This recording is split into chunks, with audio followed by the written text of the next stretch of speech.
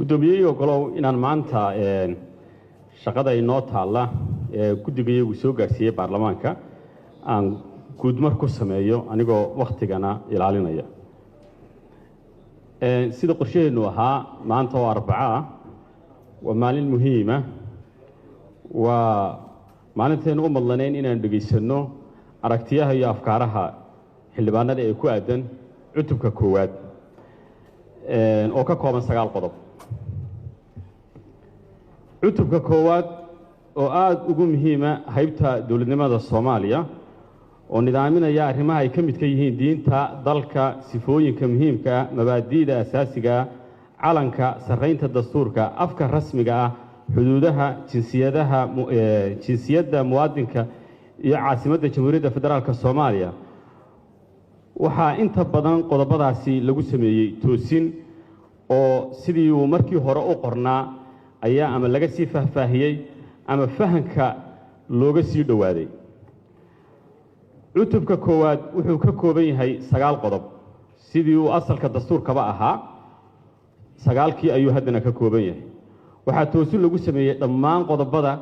iyo 22 farqadood waxaa xusid mudan lagu soo kordhiyay 9 farqadood oo cusub oo aan ku jirin asalkii hore dastuurka sidoo kale waxaa la tiray 2 farqadood oo ku jiray asalkii dastuurka axkaamta lagu soo kordhiyay waxaa ka mid ah waan markii hore ku jirin reebidda diincayga hogaansanaanta dastuurka iyo xeerarka dalka daryeelka iyo ilaalinta horumarka afka Soomaaliga iyo suugaantiisa buugeedin hor yaala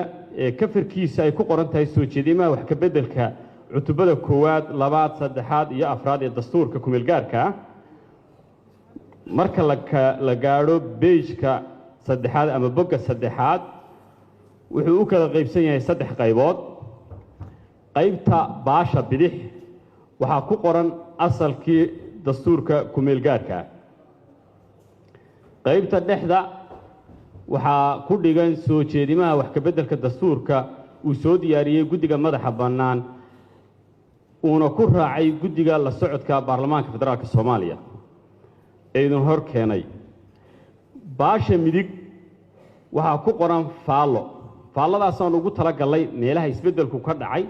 ama farqadaha soo siyaaday in faallo uu helo qofku u faahfaahinaysa maxaa kalifay isbedelkaas ama maxaa kalifay in la soo siyaadiyo farqadaas anigu aaminsan inaan dhammaantiin soo wada akhrideen oo ka dheragsan tihiin waxaan maanta filanaynaa waa inaad nagu dartaan aragtiyihiinna oo aan annaguna noodgaraysano